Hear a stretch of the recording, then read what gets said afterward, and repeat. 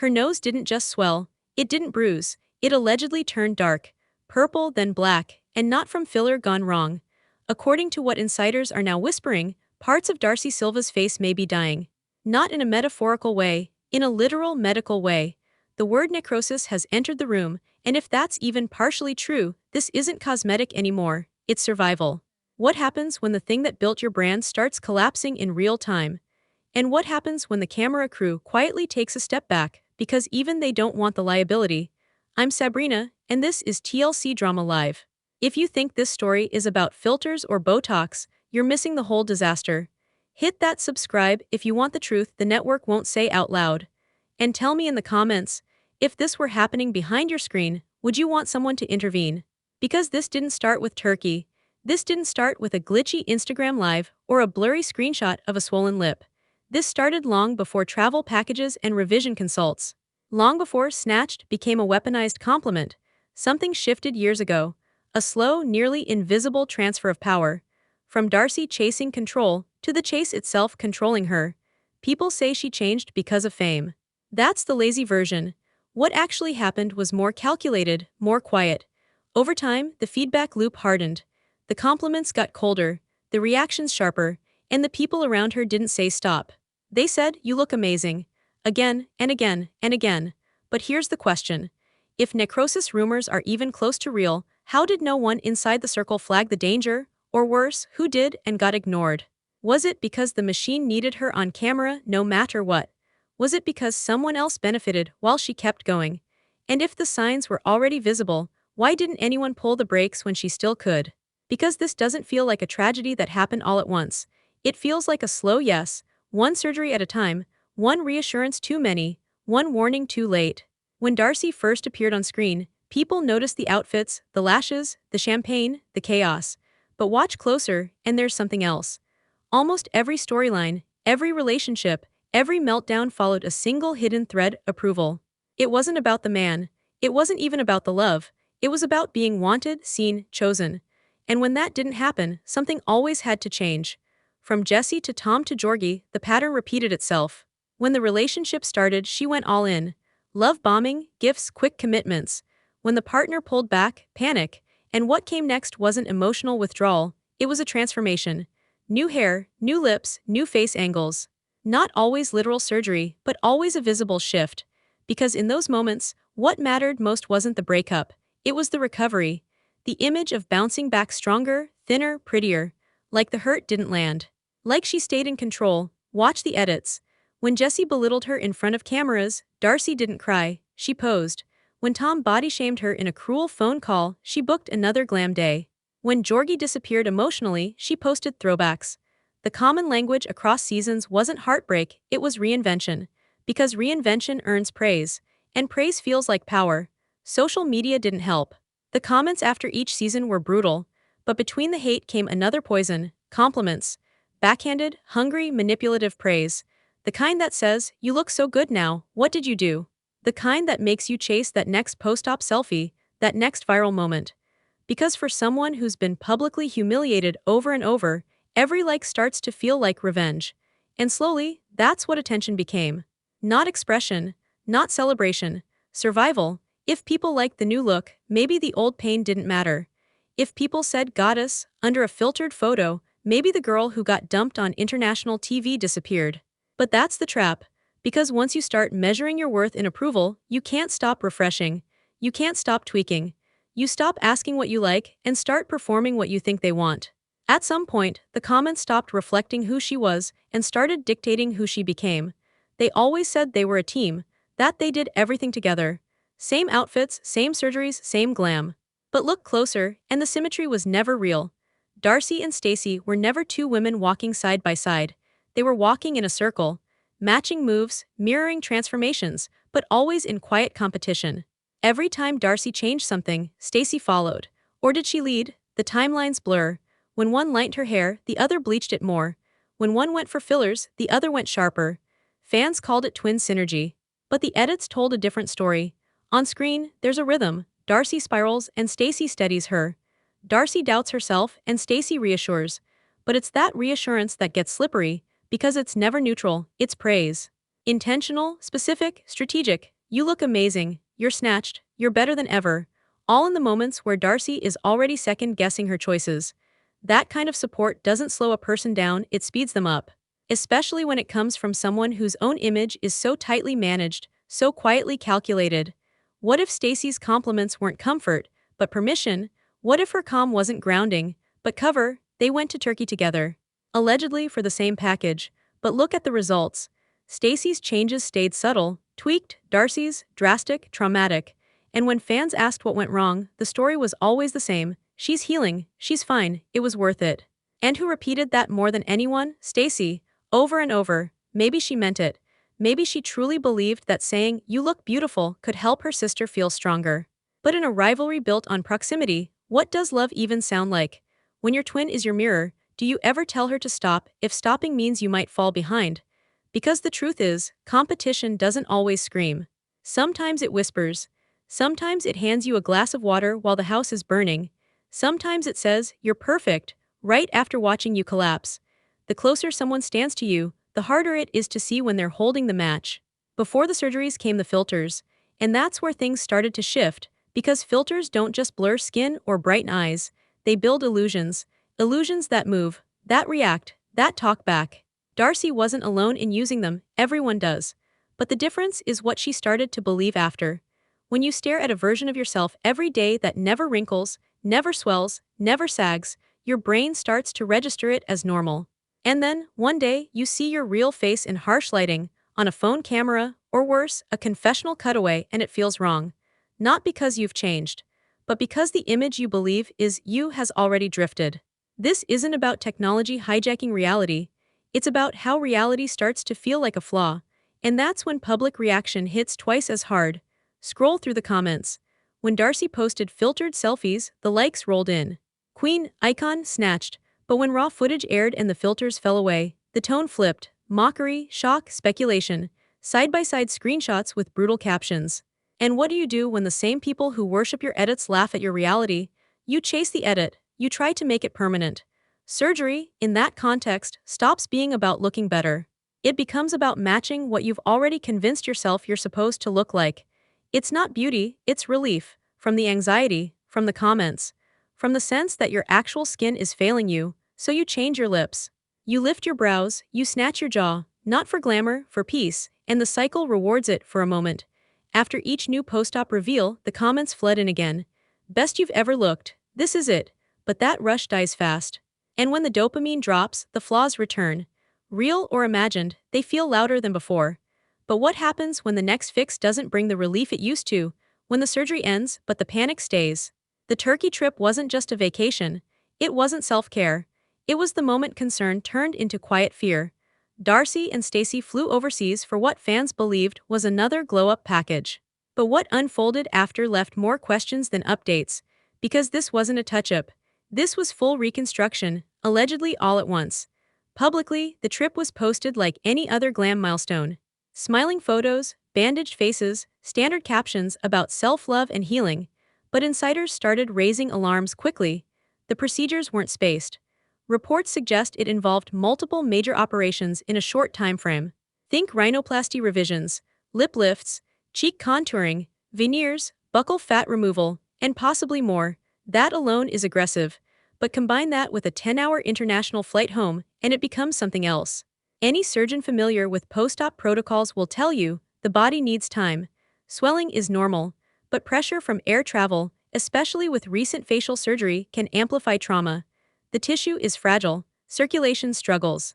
And when you layer one trauma over another, the healing process doesn't just slow, it risks stalling. No official statement confirmed complications, but something changed. The bandages stayed longer. The selfies paused. And when she did reappear on camera, something looked off. Not just different, concerning.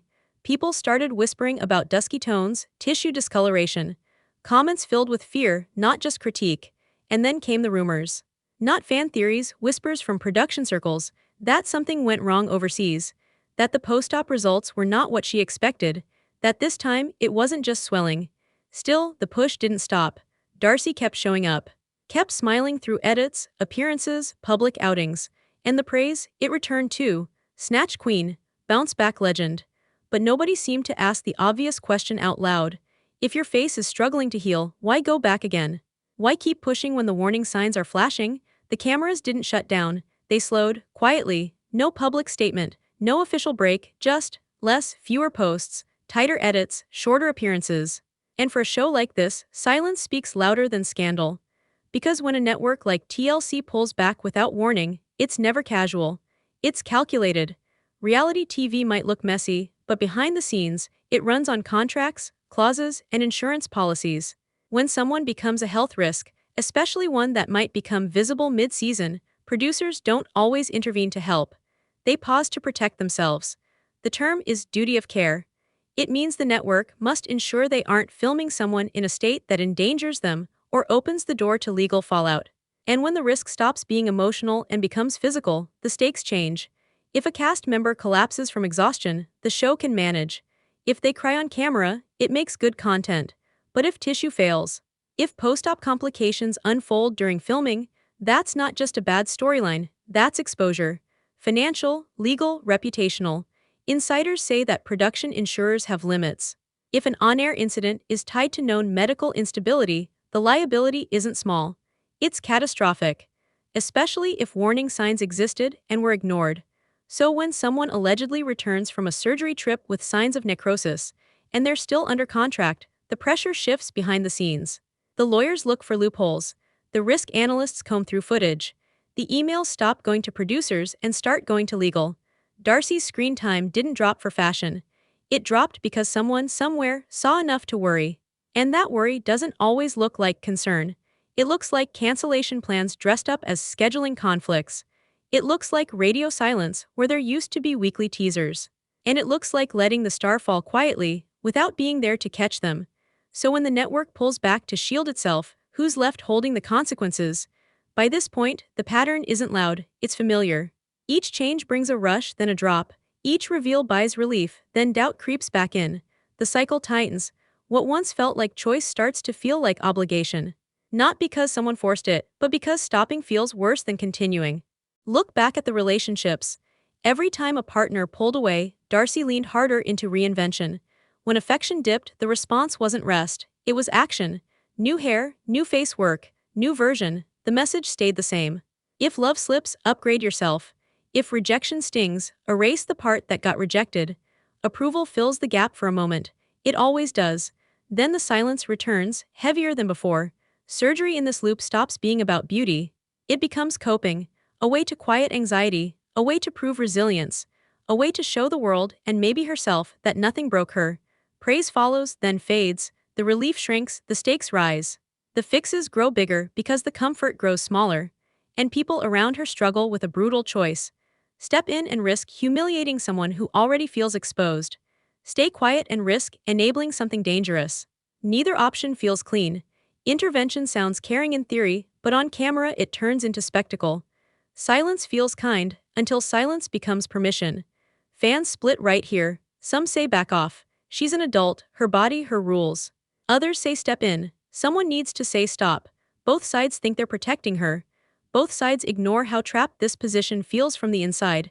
When your worth lives in reaction, walking away from reaction feels like disappearing. The cruel part is how fast praise turns into pressure. Compliments raise the bar. You look better than ever becomes prove it again. And again, the body keeps score. The mind keeps racing. The finish line moves. This is the point where relief stops arriving, yet the chase keeps accelerating, and everyone watching starts arguing about help instead of asking who created the pressure in the first place. So here's the question splitting the room. When someone keeps escalating to survive attention, does stepping in save them, or does it strip the last thing they still control? There's a moment in every twin story where the sameness starts to feel suspicious, when matching becomes mirroring, when support starts sounding rehearsed. And for Darcy, that moment might have come long before anyone watching noticed. It's not betrayal that haunts this story, it's doubt, the kind that creeps in slowly, the kind that doesn't need proof, just silence at the wrong time, or reassurance that lands wrong. When someone keeps telling you, you look perfect, as the swelling gets worse, as the bruising stays longer, as the recovery feels harder, it stops sounding like comfort, it starts feeling like avoidance. Publicly, Darcy and Stacey stood united, but in recent clips, tension leaks through. Quick glances, delayed reactions. That edge in Darcy's voice when she says she's doing just fine, while Stacy watches too closely. Encouragement, always, but the kind that skips over concern. Always saying the right thing, never asking the hard one. Maybe Stacy thinks kindness means pretending everything's okay. Maybe that's how they've survived side by never blinking first. But when one sister is unraveling and the other keeps smiling, even well-meant words start to sting. Fans have started questioning it. Why doesn't Stacy step in? Why does she keep going back with Darcy, booking the same packages, chasing the same edits? Is it loyalty, or is it self-preservation? Maybe Stacy genuinely believes it's better to support than to confront. Maybe silence feels less cruel than saying, "This is too much." But silence still shapes outcomes, especially when it comes from the person standing closest. What if Stacy was the only one Darcy would have listened to? What if that one voice saying, "Let's stop," would have been enough to slow it down? And what happens when that voice keeps saying, "You're glowing," instead? Sometimes damage doesn't come from what people do, it comes from what they won't say. When your appearance becomes your product, where do you go when that product breaks? That's the trap Darcy's stuck in. Not fame itself, but the version of herself she built to keep the fame alive. The face isn't just hers anymore. It's a brand, it's a business. It's the entire entry point to every contract, every endorsement, every post that keeps the lights on. But what happens when the face demands more than the body can handle? When maintaining it becomes physically dangerous, and letting it go means losing everything you've built, there's no clean exit. You can't pivot quietly when your identity was constructed in full public view. You can't hide while healing if your income depends on showing up flawless. And you can't explain complications when the audience only wants perfection. This is where social media tightens the screws, because it doesn't wait. The comments don't pause. If you disappear, the speculation explodes. If you post honestly, the judgment triples. If you fake it, people call you out. And if you admit anything's wrong, especially with your looks, you lose the illusion. And the illusion is what they followed. Fans often forget they're not just watching, they're shaping. Every comment about a bad angle, every edit that goes viral, every joke about her nose or eyes or lips, it lands somewhere. It becomes data. And that data drives the next decision. More filler, another lift, another overseas clinic that says what she needs to hear. Darcy isn't chasing youth anymore. She's chasing consistency. She's trying to match the image her fans expect to see, while her body keeps telling her it's done. And that's where the collapse starts, not just under the skin, but in the identity itself. Because when the work doesn't deliver the boost anymore, and the silence online feels louder than hate, what's left? She can't go back. The early seasons are still online. The before and after timelines are permanent. And the audience that once praised her transformations now watches them for mistakes. She became a spectacle while trying to stay visible. And now the same visibility may be turning into a trap. So if she's spiraling in front of us, do we still get to call ourselves viewers, or are we part of the weight pushing her forward?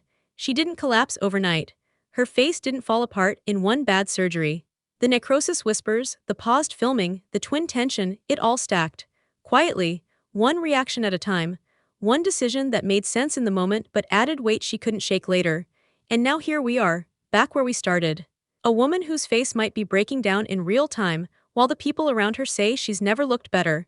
But no one here is the villain. Not Darcy, not Stacy, not even TLC. What we're watching isn't evil, it's incentives playing out in the open.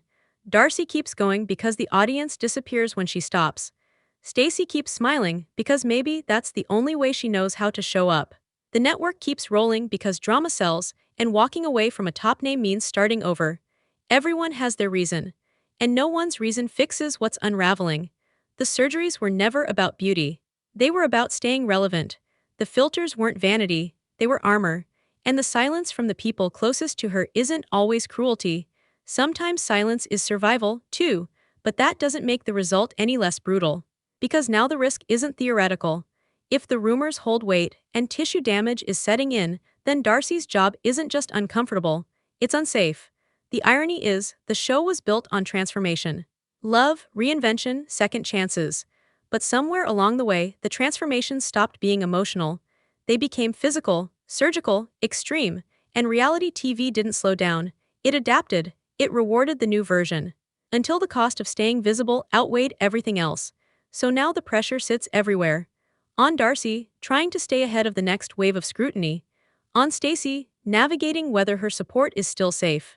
On the network, juggling a star who might need help more than a camera. And on fans, forced to confront whether their curiosity helped build the very spiral they're now afraid to watch. If this was the price of attention, who's going to be left when the spotlight finally turns off? Because in the next episode, we're going somewhere even darker, where the only way to stay on screen is to break louder than the person before you.